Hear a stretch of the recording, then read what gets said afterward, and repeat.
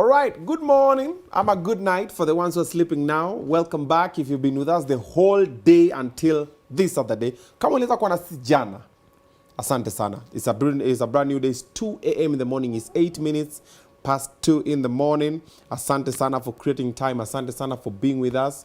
Asante sana for not sleeping. But umejua ni usingizi ya una, si ndio? Tuambeni ukweli ama ni mshene umependa. Nataka kusikia muhae. See you are live. All right, karibu sana. This is Obinna Show live. Today has been a very, very, very, very, very interesting day. It's been a busy day. We've had a couple of interviews, including, but not limited to, we've had Daddy Mato. Of course, we've had Daddy Mato. It's been an interesting conversation over there. We've had John from Kupa, Kenya. It was also a very, very, very interesting conversation over there. Zile stories zinaitwaje? Zile stories za matanga. Yes, tumekuwa na hizo stories za matanga. It's been a very, very, very, very interesting conversation we've had over there. So you got to listen to that one as well. We've had Kabuda. Alikuja hapa na njaa mingi. Alikuja na mamake. Yeah, Kabuda is mama's boy. Best believe it. All right, we also had Joshua Okayo. The gentleman was abducted. He came through. We had a conversation about what happened. And just recently, we've just had the one and only Nuru Okanga. Mambo imechemuka. You know Nuru Okanga, he has a way of just dropping words anyhow. All right, and right now, we also have a couple of friends in the house that are going to be having a conversation with. And as usual, I have to mark the register just before I introduce you to them. So tuone tuko na nani hapa in the building. Tuning from Jeddah, Janice baby is already in the building. Umechange, sija change. Ma same clothes too. Same clothes. Kuna time ya kuchange kweli, mambo ni mengi bwana. Unasikia kuna maandamano. Sasa watu wanatoka hapo wakiingia kwa street direct. Kakamega atulali. Si Kakamega atulali, sema mimi niko Kakamega na silali. Wengine wamelala, kuna mtu sasa yako mafutani. Kuna mtu ako jotoni, wanateseka hapa. Naona. We have Grace Linda still awake 2 a.m. Thank you very much for being an insomniac. Yeah. From Riyadh, Ethel, asante sana. Victor Gito anasema vipi? Poa sana maze. Interview naipiga baze nasikia system. Na bado niko na nyingine moja. We still have Kop Shakur. Tumemuita amekuja, tumemweka late maze. Leo ni ile siku.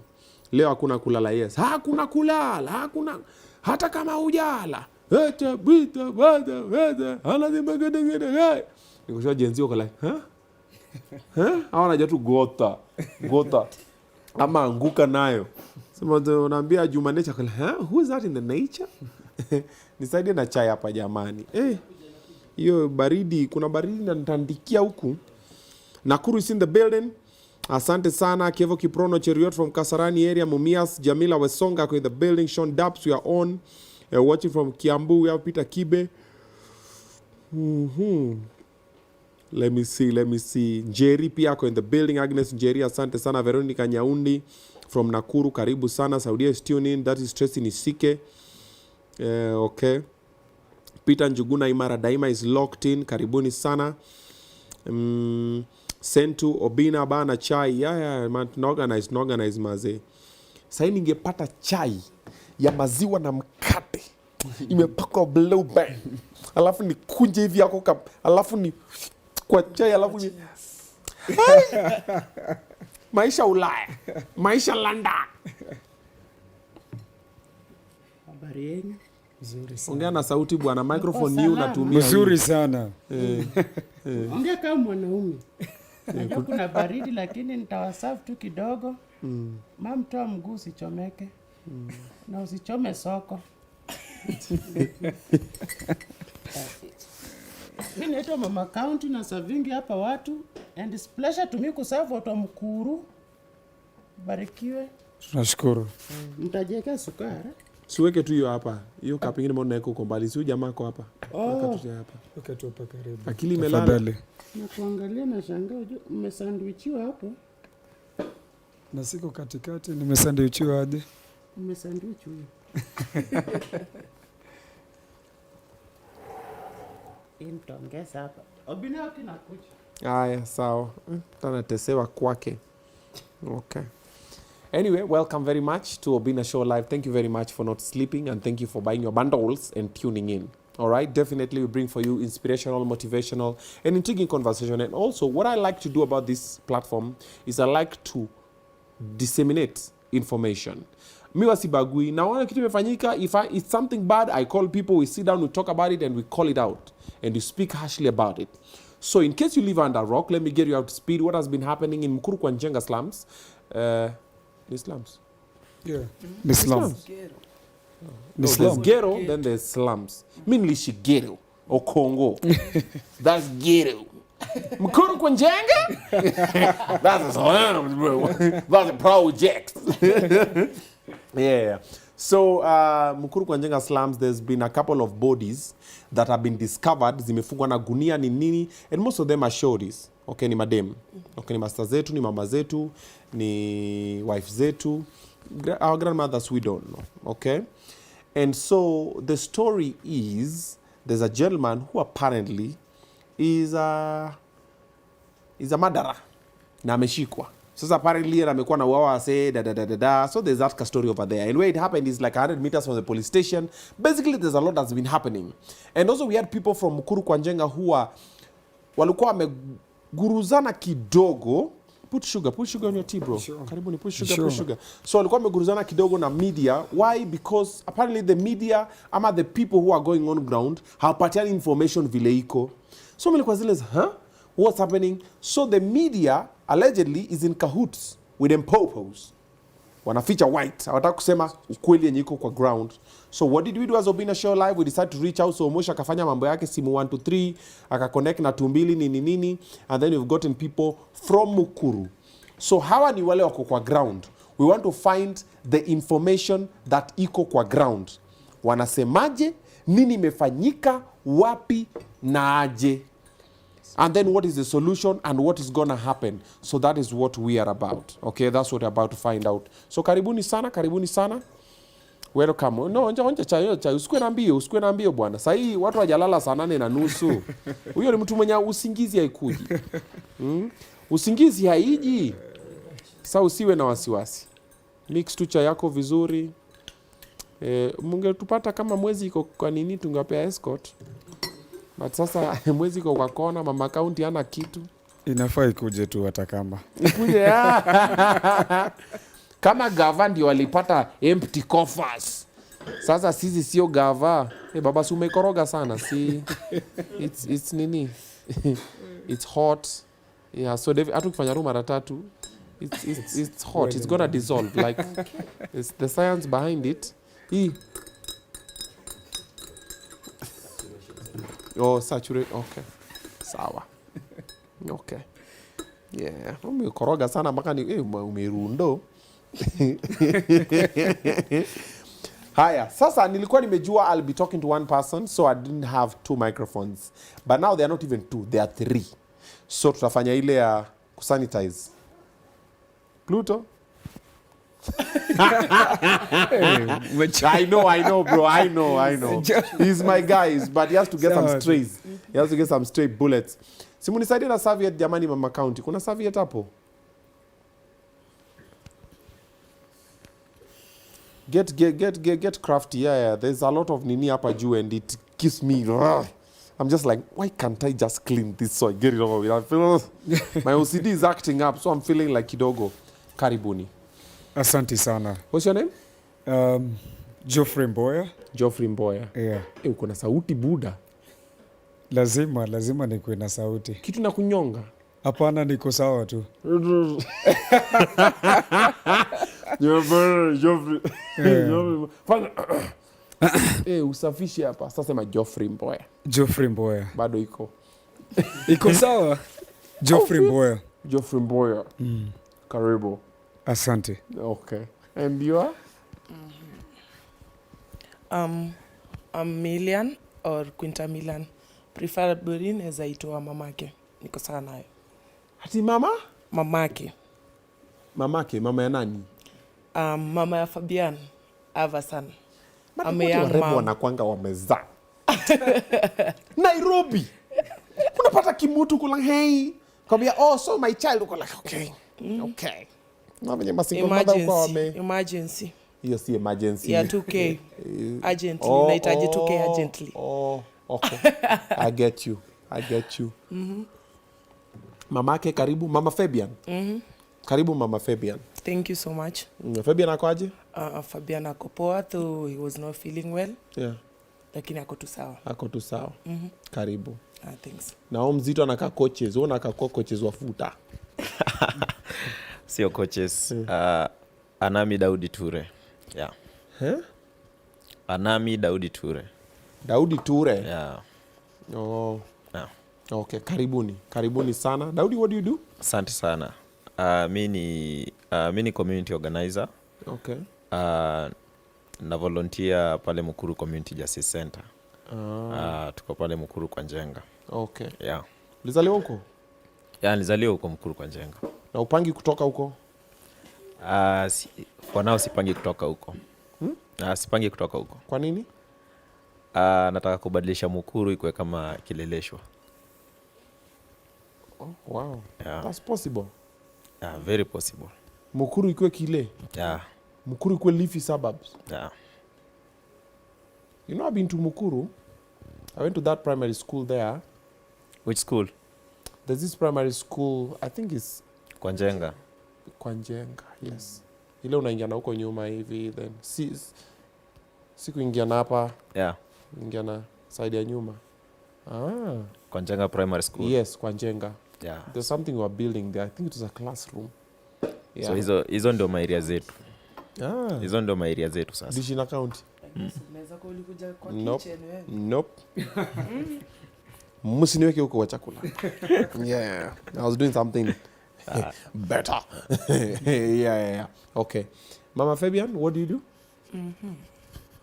So I'm also a community volunteer. Okay. Bado I'm a trained citizen journalist by Semokweli Citizen, and I'm a menstrual hygiene champion. That's dope. Pia wewe umezaliwa Mukuru? Nimezaliwa Mukuru. Nimelelewa Mukuru. Umezalia Mukuru? Iko tu sawa bado. Sijasema iko sawa. Ushasema hivyo na kuona. I'm just putting it out there. Nimezalia Mukuru. Nalelea Mukuru. But inshallah. Story inaweza badilika. Wacha hawa nayo kileleshwa yao. Ndawaacha lakini lazima tu work together Okay. to change this Mukuru. Okay. Because Mukuru ni yetu. Baba Fabian pia ni wa Mukuru. Wewe wachana Baba Fabian Oga Obinna. Okay, sorry. Wachana Baba Fabian. Sorry. Si mtu anauliziana tu. Unajua na check ground. Which ground? Ni Aligonga basi na lori ya mchanga. Au. Poleni. Unasema sasa yeye ni mijengo. Nyoje buda. Na wewe unadu. Umenichomea sana na hii sauti yangu. Wallahi hapa mimi nasikia. Amuski. Onyi mezoea. Washazoea. Wallahi the way unaongea mimi nafilika kuna kinda kunyonga. But it's fine, it's okay. Yeah. So you said Geoffrey Mboya, naitwa Geoffrey Mboya. Mboya will be more. Yeah, Mboya. Yeah. So I do a bunch of things. So first and foremost nafanya kazi as a project coordinator. Okay. For a UK farm inaitwa Living a Legacy. Okay. So tuna deal na environmental issues. Pia nafanya communication na an organization pia iko into wildlife conservation.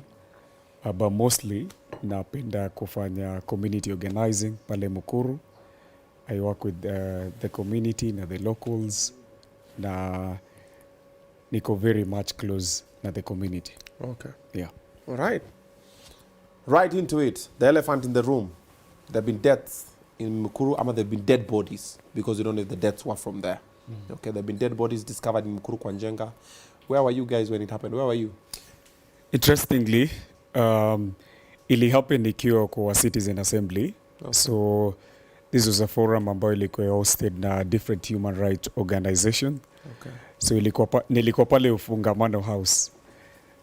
So tulikuwa na session while my team ilikuwa kwa ground. Okay. And then kulikuwa na that call ambayo ilikuwa raised that kulikuwa na a few bodies ambazo zilikuwa retrieved. Okay. So that information first ilinifikia nikiwa kwa hiyo forum, nika decide I have to leave the forum to actually go to the site nione nini ili happen. So maybe my colleagues wangu because walikuwa kwa site wao Mama Fabian alikuwa ground. Ulikuwa ground hapo? Information. Hebu tupe uhondo. Unajua kwanza uhondo ya mother inakuwa anataka sasa mimi. So apparently si tulifanya kupigiwa simu. Sisi kama community Mukuru Justice Center tumecreate a good rapport na community in that anything ikifanyika kwa mtaa, whether tuko ndani ama hatuko, lazima tutapigiwa simu. So I got a call, nilikuwa kwa nyumba. It was early in the morning and we were told kuna mdemu wetu anafanya kwa hiyo shimo. So unajua hapo hivyo kuna nini inaendelea dumping site and there are some people wanafanya huko na ni mabeshto yetu bado. So ndo walitupigia simu and wakatuambia huku shimo kuna mili zinatolewa and that is even ndo nitoka kwa nyumba na tukaenda huko. Kaingia shimo. Kapata ashafika. Wewe ulipata call na wapi? Mimi nilipata call siko exact area. Nilikuwa Macha. But mimi ndo nilikuwa mtu wa kwanza kupigia hiyo call venye waliona body ya kwanza. Then tena kwa ya pili so nikapigiwa hiyo call. Then sasa ndo nika have ku alert team wale wasenyo kwa ground cause kuna wale watu walikuwa kwa ofisi. Nika alert nikawaambia hebu fikeni hapo muangalie rada ni gani. So wali have courage kufika hapo wakapata yenyewe kuna body na bado kuna zingine. Zile zenye pia walikuwa wameweza pia kuzi identify cause zilikuwa same patterns, zimefungwa kwa same papers na sacks na pia kamba yenye imefungwa pia ni same. So ilikuwa tu ni kitu zinaweza kuwa identified. Okay. Zilikuwa zinaka, so you guys saw the gunias. You were there, you saw them. Zinakanikani vitu ziko the same day ama ni vitu zimekuwa hapo for a while? Ni vitu kama zilikuwa hapo the same day. Zikidampiwa nilikuwa ni kama the same day. But imekuwa ni kama ni norm ile imekuwa ikifanyika hapo for some time. But for this hizi pia zilikuwa zimekuwa hapo zikuwa pia zimekawia hapo for a longer period of time. All of them? Hizi zenye zilikuwa identified. But sasa kuna hizi zenye pia zimetolewa kama siku ya leo na jana. Hizi ni zile pia zenye zimekaa sana. Zimekaa for some time. Kidogo. So kuna zile zenye decompose but kuna zile zenye bado zile zilitolewa bado ziko fresh. So the guys are searching for more. So wanna go through now hizo matako. So the process ya kuretrieve bado sasa inaendelea. Cause kama leo ni 2 bodies zile zenye bado tumeweza kuorganize na zikakuwa retrieved leo. So it's a total of how many bodies? So for today total zile sacks zimetolewa ni 17. Sacks zimetolewa ni 17 na bado kuna zile more zile zenye bado ziko. Ni venye bado tu hatujapata the machinery na pia the resources to make sure pia tunaweza fikia pia hizo zingine ziweze kutolewa. Machinery aje? Kwani gava haisaidii? So hapo hivi tumeona kidogo gava imefail cause gava imefail pia kuprotect lives sawa na pia kurespond cause hizi 17 sacks zimekuwa retrieved na residents. Gava wanakuja tu kama makarao wamekuja ni kama kusupervise then wanakuja wanachukua wanaleta gari yao body inawekwa then inaletwa mpaka city mortuary.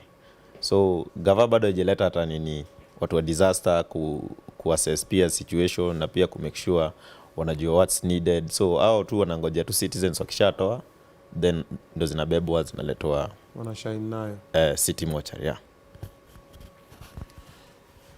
Shida ilikuwa nini na media? Unapata media zetu mostly mainstream medias. Kuna venye wao ni kama wanataka kushine kwa sababu unapata some other media stations kuna wenye wamekuwa banned wa hizi ingia mtaa yetu because whatever they are reporting si facts. mtu umekaa kwa ofisi, we don't know where you are getting the news from. Yeah. Unaanza kuripoti that sijui 43 bodies of which sisi wenye tuko kwa ground si ndio tunaona whatever ina happen, na si ndio tunajua the actual bodies zinatolewa. Yeah. So hiyo kidogo unaona inafanya watu waizi trust whatever inaendelea, na bado ina create tension sana. Yeah. Juu whatever you are reporting is not whatever ina happen kwa ground. Hiyo ndio inafanya kidogo media haiaminiki. Okay. Fight ilikuwa nini na baba? Na mapolisi ndio na mamawe manini? First ningependa kusema the community imekuwa agitated sana because the way the whole process imekuwa undertaken. Yeah. Because kama Social Justice Center, we are the only local human rights organization group. Yeah. Ambayo imededicate enough time, enough resources over the years kuaddress issues za human rights mtaani. So hizi ni disappearances, hizi ni death, hizi ni abuses, harassment za polisi, vitu kama hizo. So hiyo ni kazi yenye tunafanya, tumekuwa tukifanya na we have tuko na experience nayo.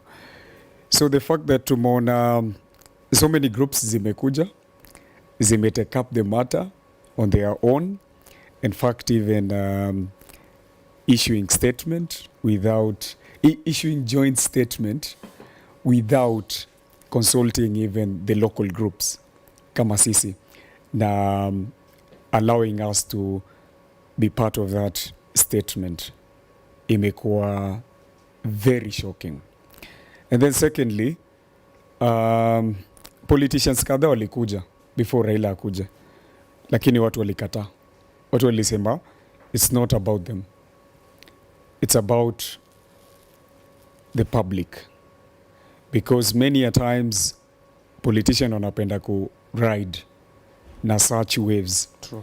So if there's a new wave happen, na Mukuru imekuwa na so many issues. Way back we had Sinai fires, we had leaders coming, na wana take to your wave. Now interestingly, they will never show up unless the election campaigns ama when disaster struck. Any other normal day, showing up in the community, kuonyesha solidarity ama bringing support, hakuna. So part of the community ama majority of the community wako wanataka kuassociate na any political leader. Okay. They wanted the whole process ikuwe undertaken with integrity, kukuwe na involvement ya the local people to actually count the bags, because hizi bodies ni mutilated, some of them ni legs, the torso,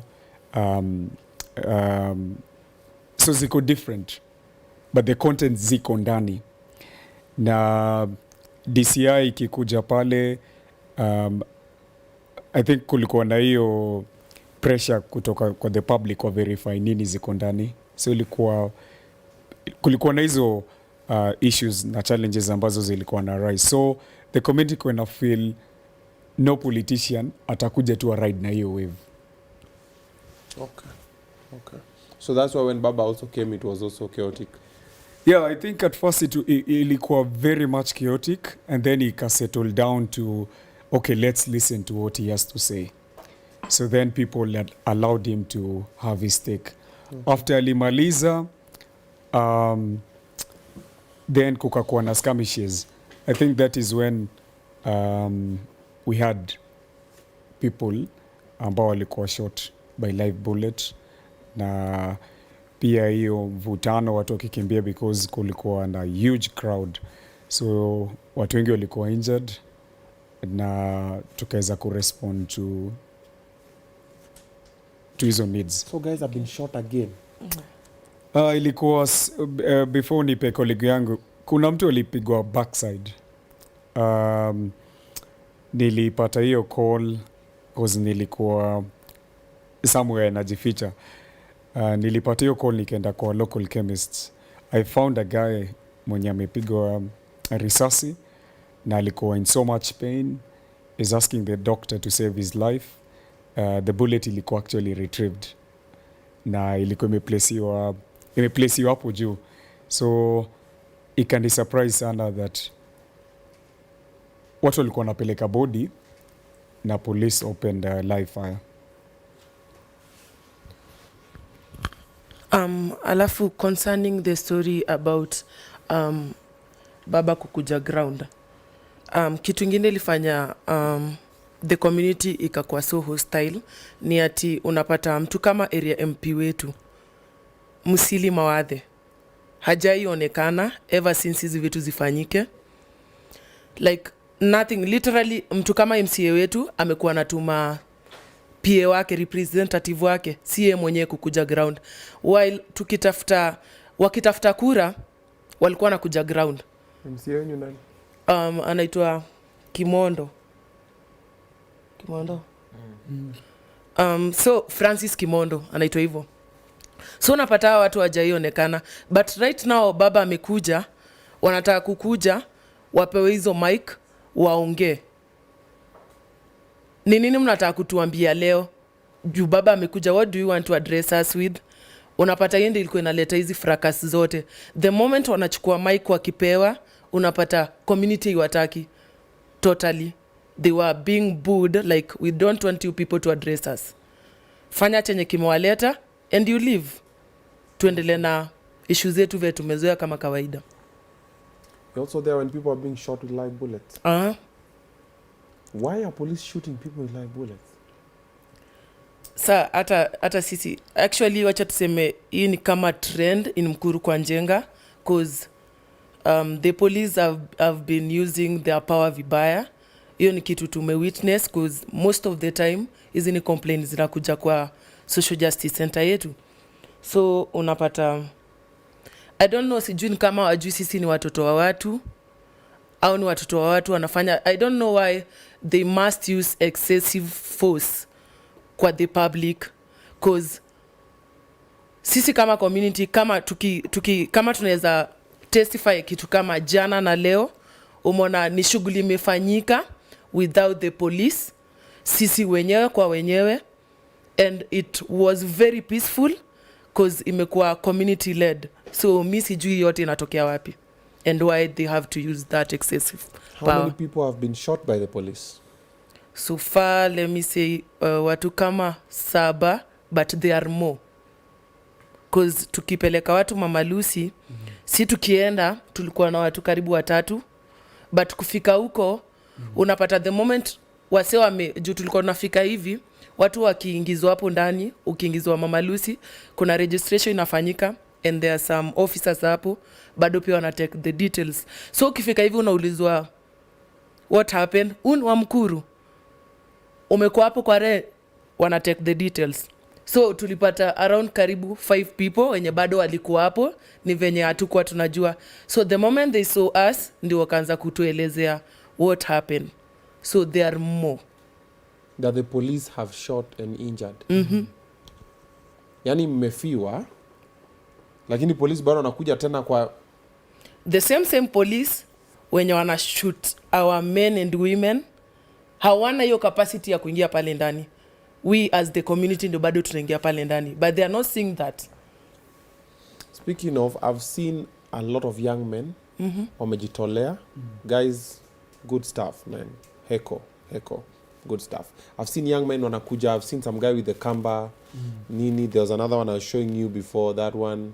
Like, yo, we're gonna come through, we're gonna do this. And I've not seen anybody in uniform doing that. And I'm also yet to see anybody from these NGOs. Kuna any NGOs wamekama hapo kusaidia? The only NGOs I can say is human rights defenders ndo wamekuwa hapo. So kuna any external bodies wamekama hapo kufanya nini? No. Maybe ningeaddress hiyo. Yeah. Kuna point first ningependa kuraise before niongelee hiyo. Aliona ulikuwa muuliza kwa nini polisi wana open fire. So part of our job pia ni collaborate na security for community policing, because tuna understand very much that tukiwa na the right community policing, the community itakuwa in good terms na polisi, na pia the community itatake hiyo initiative ya kureport cases, criminal activities, na hata kukuwa aware, kukuwa tu na a good rapport na polisi, kuweza kuensure security ya community iko safe, kila mtu ana feel safe, na any cases zinakuwa reported. But over the years, hiyo relationship imekuwa broken. We had our friend shot dead by his boyfriend. Alipigwa risasi 6. The police took almost an hour to respond. Now it happened literally 300 meters away from a police station. We've also had many young people from Mukuru being apprehended by police officers. Mtu anakuwekelea uko na bangi, just guys chilling because uko na dready, vitu kama hizo. So you're asking police officers, okay, listen, hao watu ni watu, it's a ghetto area, watu wamechill, watu wako na vibes zao tofauti. You can't just label someone by their looks. Uwezi pia intimidate mtu because anaka tofauti na mtu mwingine. Unafaa ukuwe na facts before uarrest mtu. So many a times unaenda police station, unapata hata mtu amekaa pale more than 4 days ama 5 days. Unauliza mbona hajapelekwa kotini, unauliza wewe ni nani, unakuwa intimidated. So hizi ni vitu zimekuwa zikihappen over the years. Watu wanakaa kwa hizi informal settlement tunakuwa treated badly, because how comes unaweza kuwa labeled mwizi, hakuna evidence, but then unakaa kwa cell for more than 3 days, and then our party justice at the end. Na even the way tumeona hii issue imekuwa address, polisi wamekuwa transferred on grounds that maybe wanaweza interfere na investigation. But our biggest question is, the same officers ambao wanakuwa transferred to other places, we still have some of them ambao wako na allegations zenye zimeraiswa na community, wamecommit vitu ambazo community na feel si right. Tutafollow up aje? Tutajua wamepelekwa wapi? So ni muhimu sana, part of community policing, take in views za community. Very, very much important, because kukiwa na good relationship, vitu kama hizi, body kama hizi, I'll tell you for a fact, Obinna, mali hiyo quarry iko, it is less than 100 meters from Quarry police station. Any person anakuja kudump takataka pale, ni trucks zinakuja pale, kuna vijana wako pale. There is no way easy allegations zenye tumesikia one person amekuwa kicommit same thing, the same heinous things, anakamia na damu moja, anaenda na damu nyingine over, anabeba na ndudhi over and over, na watu wasijue nini na happen. So I add up kabisa. Yeah. Because even these policemen you're saying are being transferred, you know, if someone commits an offense here as a police officer, they get transferred, you know, they go to commit it the same other place. It's like that boss for the tea farm thingy. What's the name of the guy who was exposed soliciting sexual favors from the employees, then now you just won another seat in the same, you're like, my G. Yeah. So you just shift. It's like now, for example, if you find, let's say, a principal who is abusive to girls, let's say it's a male principal in a girls school, then atolea peleka kwa girls school ingine, because hapa amechoma, you know, anaenda kuchoma tu. Same thing with police and same thing with people. Yeah, you just change. Wanatoa watu hapa wanapeleka hapa, wanatoa hapa wanapeleka hapa. Same thing that's happening now. Nobody's being held accountable. And that is the reason why today tutako kwa street, because we are fed up na leaders ambao wana integrity. Yeah. We are fed up, tunataka good governance, na that must be reflected na the kind of leaders ambao wana hold powers. Okay. Because hakuna vile tuta dialogue. Personally mimi siwezi dialogue at any given point right now. The past 3 or 4 weeks tume witness young people being abducted, and then multiple killings. Now we're finding bodies. Now we are finding bodies. And police are firing live bullets. Live bullets. Like it's just push, shove. And then mtu anasema tukae chini tuongee. We cannot until we account tupate accountability ya why all this happened. Bona kuna abductions. Bona freedom of expression iko so limited. When you're going out to street as a young person, it's our civic duty to step out boldly, kusema we want reforms. Alafu let me tell you, kumekuwa na issue ya even if you write to police ya kwamba kesho we have a demo, ni ngumu sana upate hiyo license. Ukipata hata hiyo license, still watakuja walete issues. So lazima to reform hii country, na saa ino tuko na momentum. If we lose it, Okay. we mess up our future. What are the guys saying on ground about the bodies that have been found in Quarry? Grau inasemaje? Grau wase kwanza wamejam sana. Okay. So wamejam sana na history ya bodies kudampiwa hapo, na one ni accountability, because we have seen that the acting inspector general amesema ati all police officers from Quarry police station wanakuwa transferred. So one ni community wana question in terms of accountability, the police needs to be held to account. Yeah. Hiyo ni kitu ya kwanza, because if they are transferring them without even interrogating them, maybe they are also part of the problem, and also maybe part of those atrocities maybe they are the perpetrators, because they need to explain also. The OCS from Quarry police station needs to explain.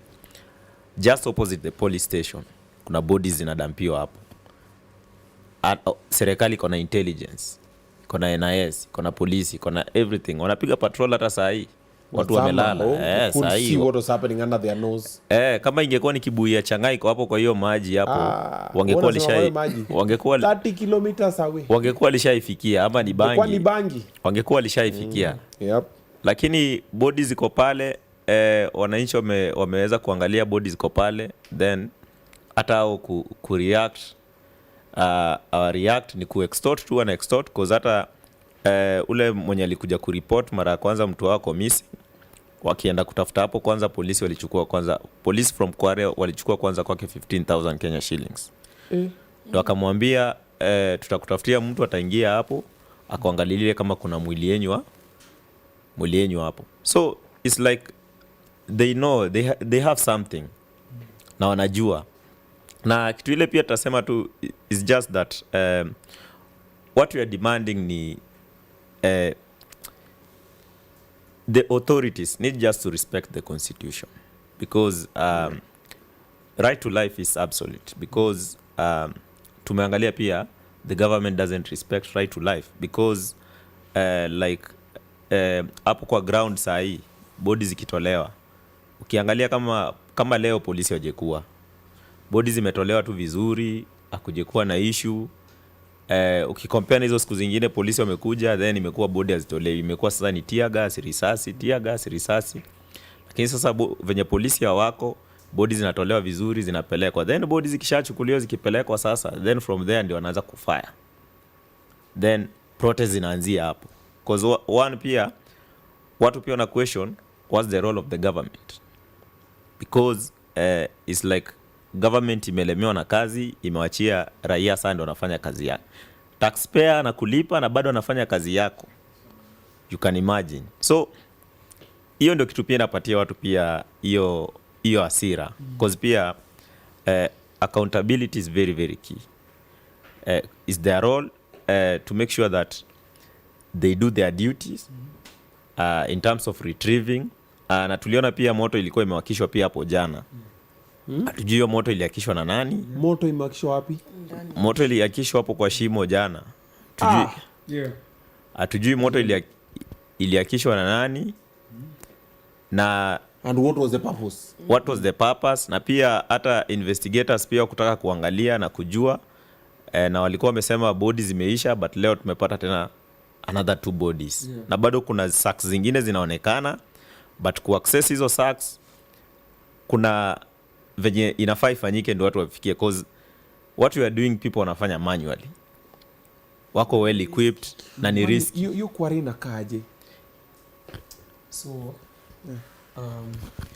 So formally the quarry ilikuwa an active quarry grow up, because I grew up in Mukuru. Okay. It was very much active.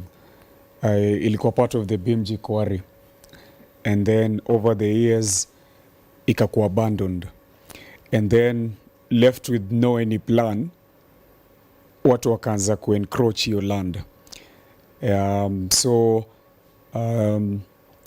One side imekuwa actually refilled na watu wakajenga houses part of it, but iko stable hiyo part, but with the recent floods zenye zilikuwa kumekuwa na concerns ambazo zilikuwa raised na locals ya houses being washed away na hizo floods. But then within a span of 5-6 years kumekuwa na easy papyrus reeds na weeds ambazo zimegrow na ikacover like a huge part of the quarry, and then ikakuwa dumping site. Tukaanza kuona truck zikikuja. It's not a licensed dumping site, but tumekuwa tukiona gari zinakuja zina dump takataka, na hiyo water level rise. Ni shimo kubwa sana. So tumekuwa na issue ya suicide, watu wana commit suicide.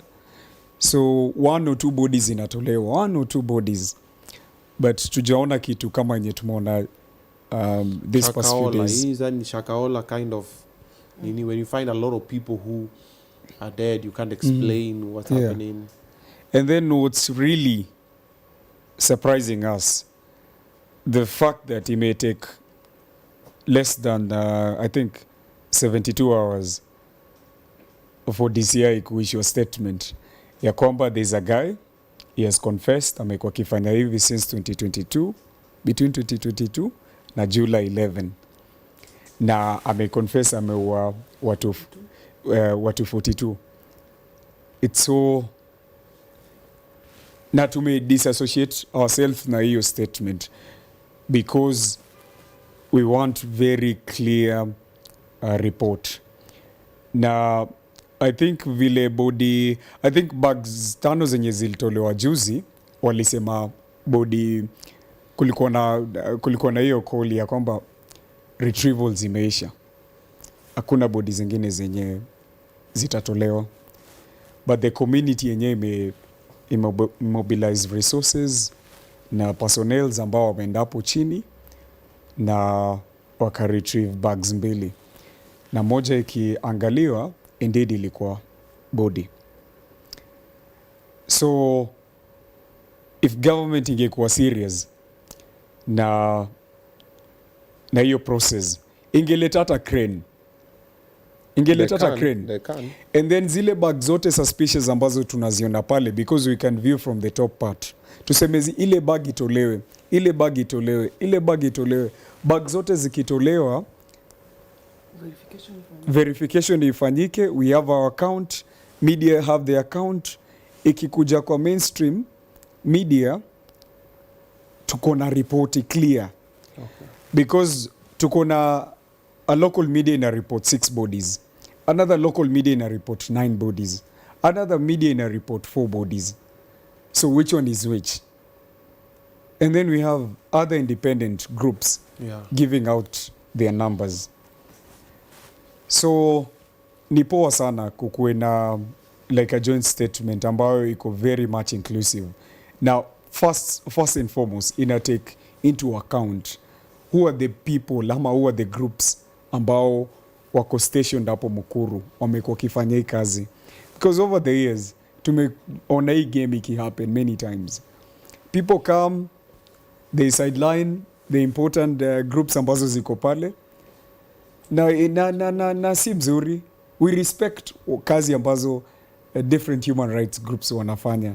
But also, tunawaelezea, please, come on, consult pia the local groups, wa include kwa your report, wa consult, but not coming and just issuing statement without consulting the right stakeholders ambao ni the community and the social justice center ambao ina work closely now.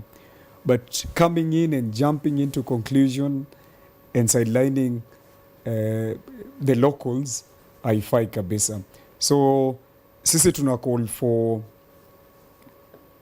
a thorough process. Iko very before you speed. get to that, I wanna maliza chai kwanza, because now that's the last part. We are coming to that part now next, because we want to see what's the solution. What are the people on the ground saying? Just before that, let me talk to my people. Two things. Actually three things. Number one, we are coming live to you from Samaki on Othaya Road. All right, it's in Kileleshwa. You can come through here and have a meal, have an amazing seafood. The number is on the screen. You can call them up to get to place your order. All right, that's the first thing that you need to check unaweka into account. Secondly, myself and them on Facebook are doing a tour around the country. Get your ticket ASAP. That is www.madfund.com. Tickets are over there, only 1,500 bob. Chukua ticket yako mapema. Isifike last minute, then unaweza kusema, mimi sina ticket. Sikuwa nimejua. So tell a brother, to tell a sister, tell a slay queen, to tell a sponsor.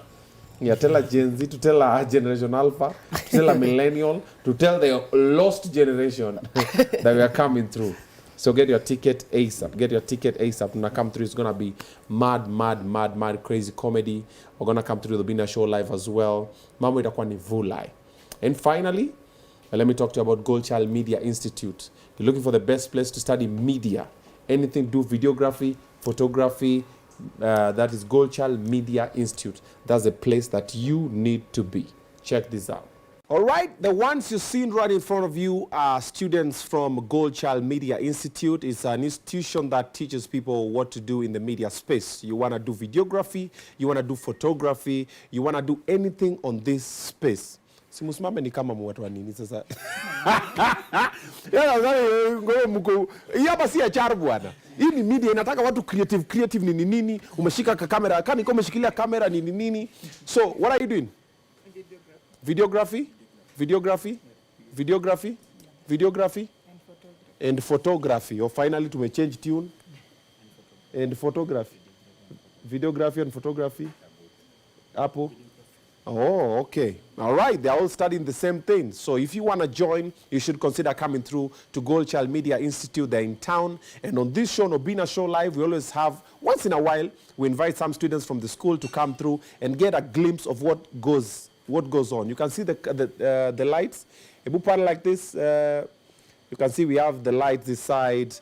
I wish we could pan around so you could see more of the things that are happening behind the scenes. So you need to study all of these things that are happening over here. It's not as easy, and also it's not as hard. Okay, it takes a little bit of discipline, a little bit of lessons here and there, the technical know-how. So consider joining Goldchild Media Institute. Ukuje ujoin hawa. Ujifundishe, si kujifundisha ku DJ tu peke yake. Welcome to Goldchild Media. All righty. There you have it. You better join ASAP. I'm hosting two gentlemen and a lady from Mukuru Kwa Njenga. They are the team that works closely with the community. They are the eyes and the ears on the ground, and somehow a lot has been happening on ground and they are not included because hizi media za huku nje zinakam na stories zao, mapolisi hawana copy what's happening, waheshimiwa wanakuja pale kibosi tu, wanakuja ku canvas the area. So a lot is happening on ground, and I just want to find out what's the solution? Do we have a solution? Let's start with you. Kabla hata tufikie kwa solution. Okay. Mimi nataka kusema kuna kitu imekuwa witnessed juzi. Yeah. Unapata Quarry police station Kiari ndogo, that's how inajulikana mtaa yetu, Kiari ndogo. Rapo imecreate na watu wa Mukuru. Yeah.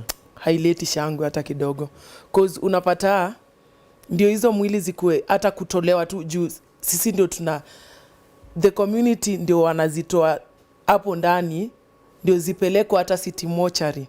Okay. The police in uniform, the blue boys, huwezi ingia mtaa, like hawako hata wanakubaliwa hata kuingia. The only people wanakubaliwa kuingia ni ama askari wa DCI ama the DCI themselves. The moment tu hivi askari alikuwa anakanyaga tu hivi ground, mawe, vita inaanzia hapo, kimbi, tear gas na mabullets. So inaonyesha nini? I say, like literally they are not doing their work. Wamechokesha the community. Or the police. The police. Hamwataki? Collect hongo sana. Hawatakikani. Ni hongo. Wamekula hongo. Forced disappearance, au ndio wa kwanza wamefanya vijana wengi wamepotea mtaani. Cause right, left, center unaandamwa. Whether yes msee amekosa ama hajakosa, it's good ufanye thorough investigation. Then the law ichukue kosi yake. Exactly. Tuko sawa nayo. Si hata tunaishu ati hata sisi tunajipenda, tunapenda wa police, but the way wanatufanya ama the way wana treat the community ndio ileti shangwe. Kwa sababu hizi laws zilikreatiwa zitulinde sisi na ziwalinde wao. So kama wao hizi fuata sheria, unaona kidogo hapo itasumbua. So unaona the way wana behave, that's why inafanya the residents ama watu wanakuwa that angry at them. Ndio kwa maana wana behave the way they are behaving. True. So it's high time. Mimi na solution moja ya kwanza ni ati maaskari wafanye kazi yao.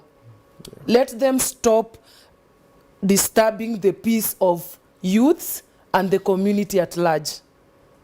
Wacha tu sheria ichukue mkondo wao na wafanye kazi yao venye inafaa. Wakifanya kazi yao venye inafaa, things zita run smoothly, very smoothly.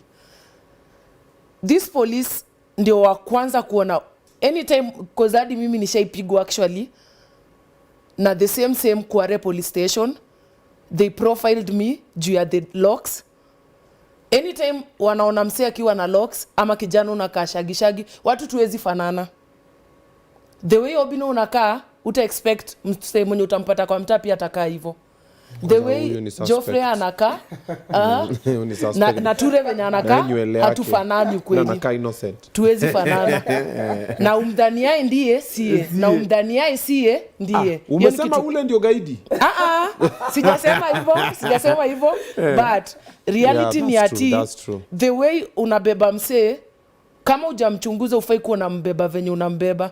Cause askari wetu wako na capacity ya kufanya kama ni thorough investigation, uchunguzi, process by process before msee akuwe prosecuted. Kuna kotini. Wacha sheria ichukue mkondo wake. Ndio at least the community tunaweza kaa na amani kidogo. True. Exactly. Hiyo ndio kitu yenye mimi naweza taka wafanye kazi yao. Okay. Alright. Coaches. So for me, I think just to add on that, I think community and also the police needs to strengthen the community policing network. Yeah. And also just to listen to the community, because they serve community members. It's a police service, not a force. Yeah. So they just changed the name, but it's still a force. It's still a force. Clearly, so, with what they're doing, it's just a force. So they need to change that to give service to the people. Then the other thing is, I think the county disaster management response team has failed in terms of even retrieving the bodies. They should go direct to the site and work with community members to make sure that all bodies have been retrieved, to work closely with the DCI so that even the victims and their families and those people who have died to get justice. They get closure as well. Yeah. And the other thing also is that we need also to map out all quarries that we have across the country, and just to keep an eye on them, because we are talking today about Mukuru. We don't know tomorrow, maybe it might be maybe Kayole or maybe another area. That's true. So we need to be very, very vigilant, and the government has failed. It needs also to fast-track the security in terms of intelligence, and also to make sure that they conclude investigation, and to make sure that all families that they have lost their people, they have been identified, so that they can get also decent burials, and to make sure that this will never happen again, because we are in an era of enforced disappearance, extrajudicial killings. We need to end this culture, because we have seen, we as young people, we are the victims, and we need to do something about it. True. And it's the role of the state to make sure that it protects each and everyone's life, because even when we talk about justice, we need also to explain how will justice look like to all these people, because we have seen somebody has been arrested, then they are saying he has confessed, he has killed 42 people, which we don't know he killed only himself, or maybe he had other people. So what was the motive? Yeah, what was the motive and everything. So I think even the DCI and all security agencies must explain this, and how they executed all this mission, so that they can explain to us, so that we can understand, because Kenyans are not buying into that. So True. They need to explain that, and to make sure that all families are getting justice. Okay. And yours, finally?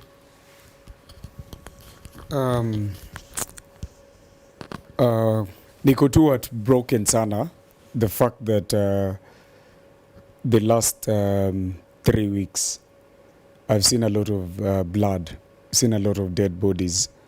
In fact, tumetoka city mortuary tukikuja hii interview, na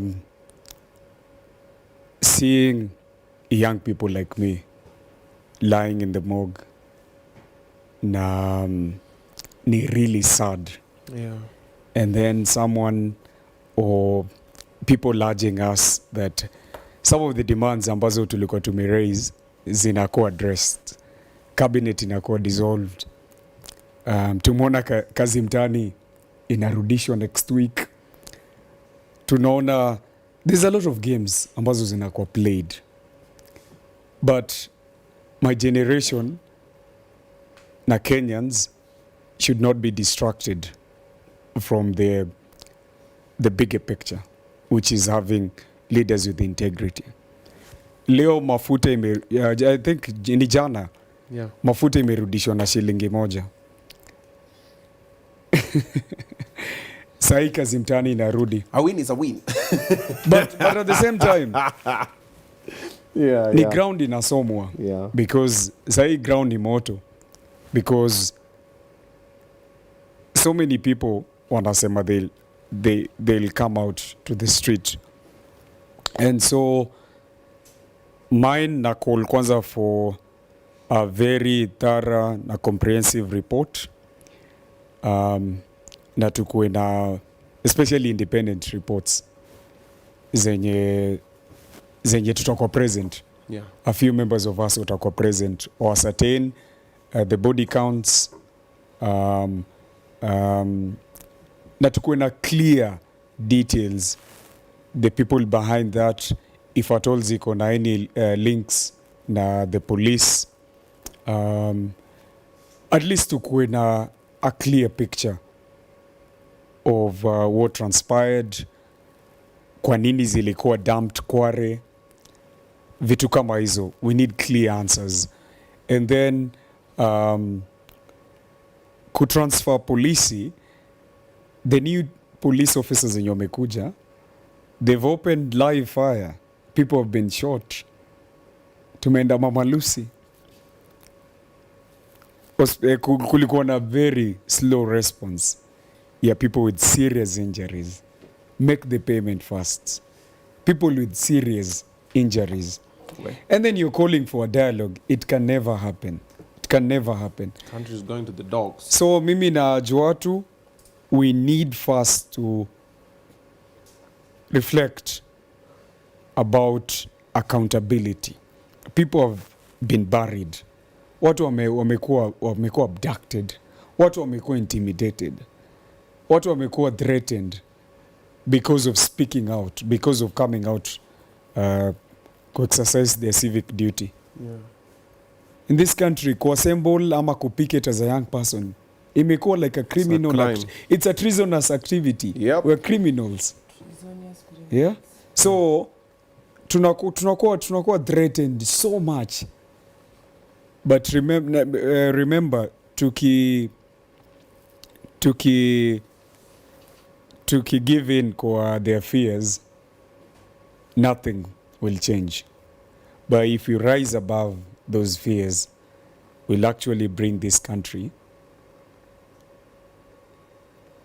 to a standstill na kukuwe na better reforms. Okay. So mimi, I'm very awful ya kwamba to find the right answers. What has happened in our community imepea the community a very bad picture. Yeah. And then the fact that the way the matter inakuwa handled, it's not right. Even giving the guys just protective gears. You can imagine somebody handling iyo gunia in a dump. na their bare hands. Yeah. Hizo gloves zenye tuko nazo ni very light. Yeah. Na una handle something very delicate. You don't know what killed them. You Yeah. don't know what infections you'll get inside the dump by itself. Yeah. You can even find things like snakes inside there. Ni crazy. Dangerous. Hata ile ropes, because ni very manual. Ile rope Mtu nayo. Yeah, mtu like nimeona watu wanasifu sana the divers. They've done a good job. But let me tell you, people are forgetting the guys pulling the rope. So there's the guy going down, kuchukua the body, but there's a whole team of guys ambao wako behind the rope. Wanaishikilia. The people that they trust. So it's a whole teamwork process, not just one person. One person cannot achieve like the process of retrieving the bodies because it's a huge height kwenda chini. So let's acknowledge like all the people. Credit yezi enda kwa mtu moja. So as much as we're very much happy of the two guys ambao wamevolunteer kwenda chini, we need to remember like it was a whole team process ambayo Mukuru Social Justice Center coordinated from the inception up to now. Okay.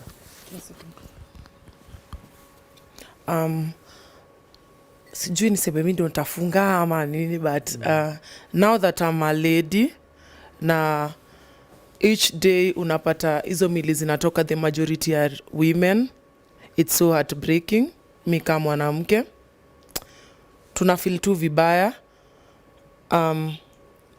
Bado leo venye kuna hiyo mwili imetoka ya huo mwanamke, some syringes na masindano za hospitali, they were evidently seen.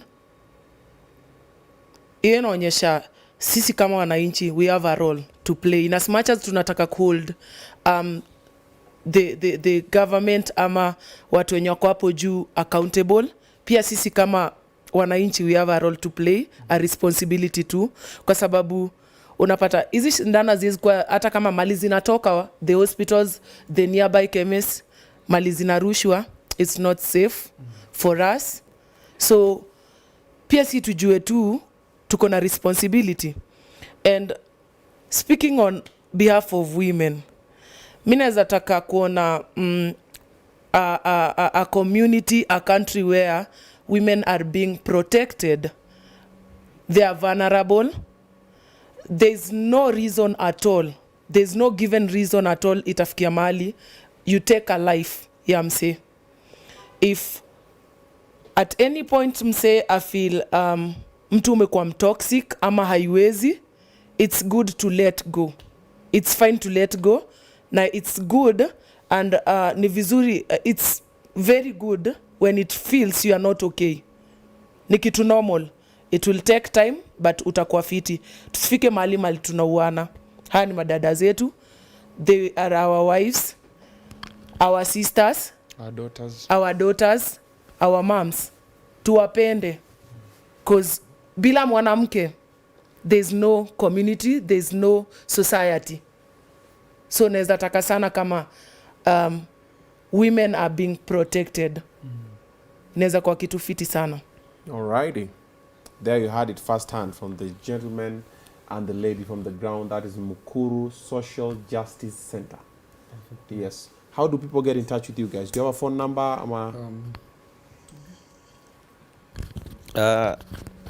You can reach to us via Twitter handle at Mukuru CJC and Facebook Mukuru Community Justice Center. Then we have contacts 0711 54 50 96. All right. Yeah. Yeah, you want to add something? Yeah, so I think it's also essential for us to share our social media handles, so people can follow our work. Yes, please because do. our work reflects Please do. or mirrors the work that is being done in the community. So you can reach me out, check out my work via Instagram at Resilient Mboya, on Twitter at The Mboya, and at Facebook at Geoffrey Mboya. You can reach me at actually all social media handles. Unafanya tu kusearch Quinta Million, Nyamti at Facebook, Twitter ni Quinta Milan mamake, and TikTok ni mamake Milan. Then kama ako tu Facebook peke yake. Yuko TikTok. Extra alipata mimi personal account Anami Daudi Ture, Facebook the same, TikTok the same, Instagram the same. Uko TikTok? Sio hiyo revolutionary. Okay. Ingia uko taona. The power of the people. Okay, all right. Nakwambia mimi niko nje. Hey. It is 16 minutes past 3 a.m. Yeah, we still have one more. We have Cop Shakur. This one is also going to be live. So, musiende mali. Nimeona hapa kwa comment section ni mafisi tupu. Watu wanawamezea nini hapa? Ni madem tu. Wenyewe wawili nini ma target. You have a target on your back. Now madem ni mafisi hapa. Tani kusome wengine hapa uone venye. Watu hapa ni mafisi. Comment section hapa because it's a live show. Hapa watu ni mafisi na wangalia niko tu zile come on man. Haya, ndio hizi majina. Lois Njoki, Rahma Mohamed anasema namba ya Mboya yawa. Mwikali pia namba ya Mboya. Rahma, Mr. Mboya your number tuongee 12. Kevin Omoni anasema mamake iko okay. All right, namba ya okay. Watu hapa ni mafisi vibaya. Kuna kulala, tupatie manamba zao maboys tuwasalimie. Ama Kanyari akuwe president. Sasa Kanyari. Yeah. So that's it. So watu ni mafisi. Utaka pole kwa comment utacheki, but we've seen what's happening there. We are hoping this video is going to be circulated. Share it to everybody you can share it to. Because the idea is it goes down there so that people outside there can know what is happening in here. And then hopefully tutasaidika, but it starts with us. So wanaume, madem, chukua kale kakura 2027 tumepima watu, na pia saizi tukiamua tunaenda kwa street tunaenda kusema ni aje, bro imetufika, tuko hapa nayo, si ndio? Thank you so much guys for coming through. Nyi mnaenda mbali, mwanze safari saizi ni asubuhi, so msiogope, stage iko tu. Kwa Shakur tupige kitu bwana. Mimi naona sasa system iko je, zaini 318. All right guys, in the next 5 minutes Kop Shakur.